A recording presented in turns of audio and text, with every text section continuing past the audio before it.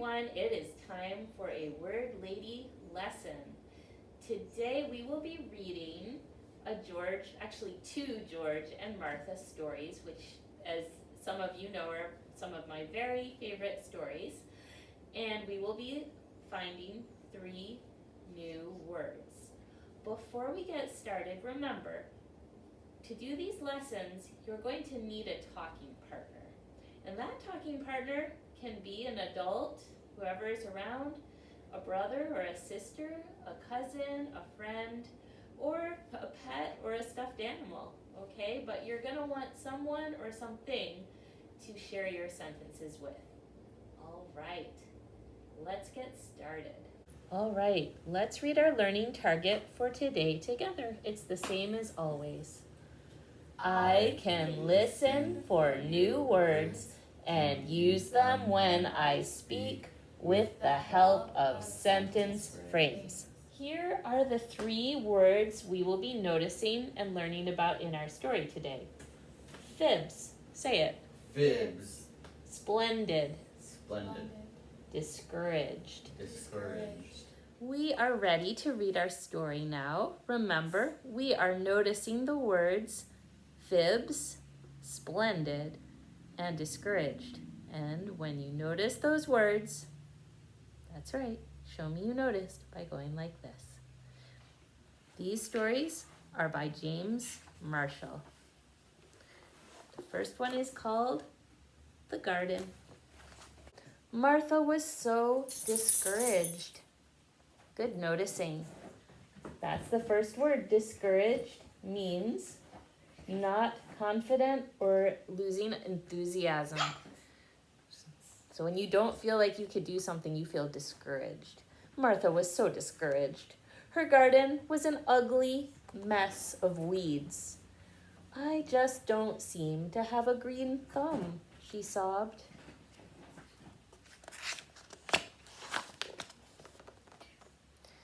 George hated to see Martha unhappy. He wanted so much to help. Suddenly, George had a splendid idea. Good noticing. Splendid means excellent, very good. So suddenly, George had a splendid idea. He went to the florist and bought all the tulips in the shop.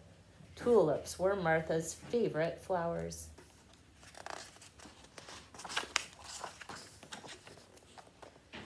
Very quietly, George crept into Martha's garden and stuck the tulips in the ground. But just then, Martha happened to look out the window. "Oh dear," said George, "you're always catching me." But Martha was so pleased. "Dear George," she said, "I would much rather have a friend like you than all the gardens in the world."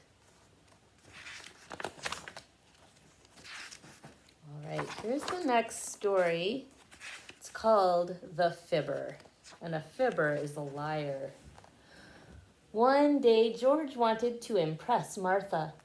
"I used to be a champion jumper," he said. Martha raised an eyebrow.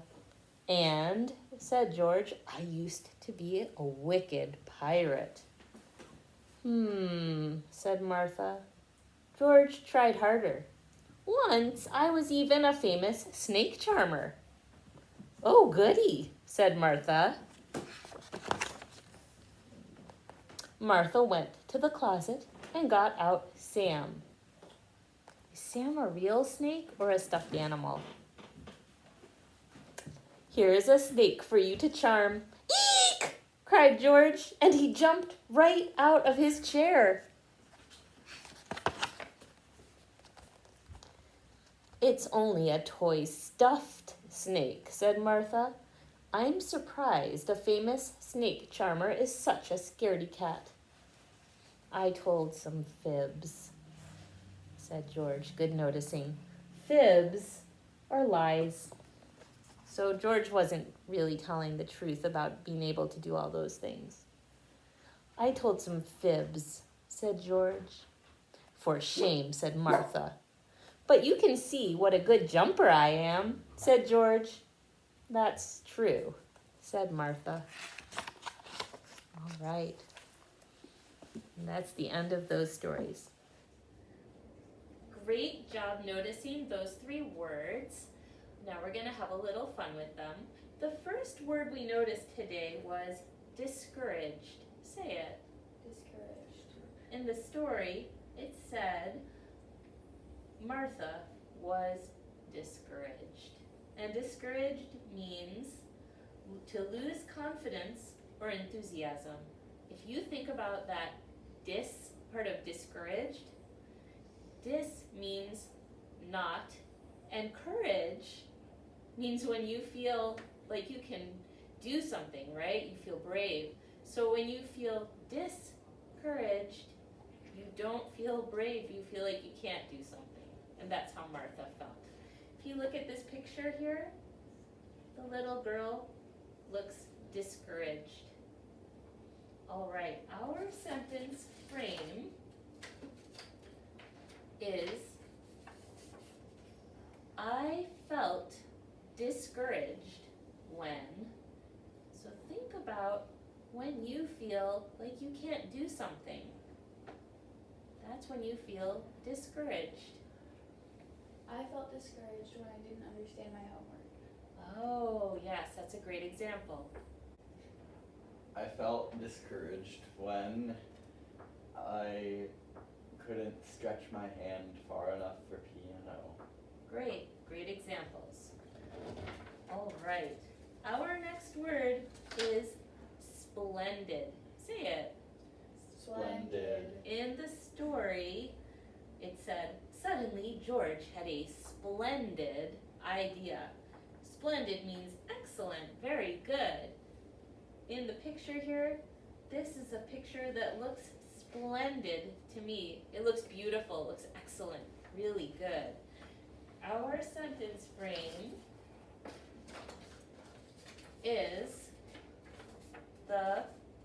splendid because, so I would say the picture is splendid because it looks like a beautiful place to go. The puppy is splendid because it's cute. Mm-hmm. The summertime is splendid because it's sunny and pretty. Right, I agree, the summertime is splendid. I enjoy the sunny weather and going to the beach. All right, our last word is fibs. Say it. Fibs. In the story, it said, I told some fibs, said George. And fibs are lies when you don't tell the truth. In this picture, we have Pinocchio. If you've ever seen the movie of Pinocchio, you will know that his nose grows when he tells fibs or lies. And in the story, George told fibs because he wanted Martha to think he could really do a lot of things. So, let's think about sometimes when we might tell a fib. I told a fib when? I told a fib when I dropped a glass. Oh, you told a fib when you dropped a glass because why? Because it broke. It broke and you didn't want to get in trouble for it? Yeah. Yep, that's definitely a time we might tell a fib. Great example. I told a fib when I broke the door. Okay, why did you tell a fib when you broke the door? Because it's expensive and I didn't want anyone to know that I was the reason that we were going to have to replace it. All right, so I hear a theme here about telling fibs when we're afraid we'll get in trouble. And I think that's probably pretty accurate about why we tell fibs or lies. All right, let's see if we can show these words. We have fibs, splendid, and discouraged.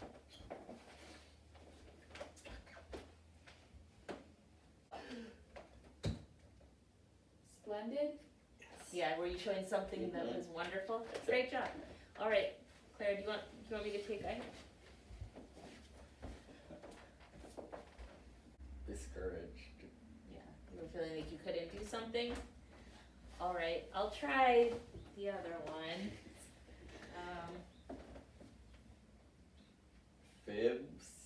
how I felt after I told a fib.